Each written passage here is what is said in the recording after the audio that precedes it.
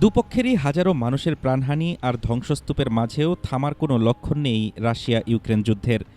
তবে এবার যুদ্ধের অবসানে সরাসরি আলোচনার যে প্রস্তাব কিয়েভ দিয়েছিল তা শুরুতেই ভেস্তে গেল মস্কোর অনমনীয়তায়।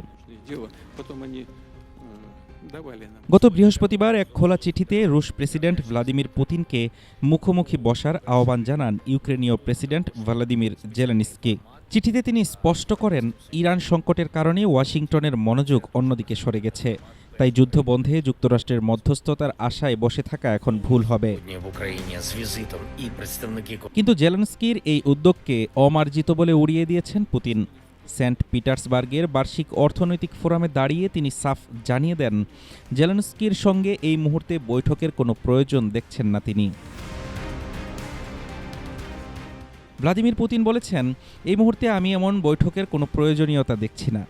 এটি কি সত্যি আলোচনার অনুকূল পরিবেশ তৈরির চেষ্টা ছিল, নাকি বৈঠক এড়ানোর একটি পদক্ষেপ? আমার মনে হয় দ্বিতীয়টি সঠিক। পুতিনের এমন কঠোর প্রতিক্রিয়ায় তীব্র হতাশা প্রকাশ করেছেন জেলেনস্কি। তার মতে, ক্রেমলিন শান্তি নয় বরং যুদ্ধকেই বেছে নিচ্ছে। জেলেনস্কি আরও বলেছেন, রাশিয়া আবারও যুদ্ধকেই বেছে নিতে যাচ্ছে।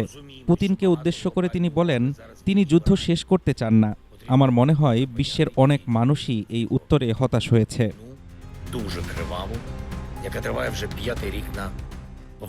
যুদ্ধ থামানোর শর্ত হিসেবে দোনেৎস্ক, লুহানস্ক, খেরসন ও ঝাপরিঝিয়া অঞ্চল ছেড়ে দেওয়া এবং নেটোতে যোগ না দেওয়ার দাবিতে অনড় মস্কো।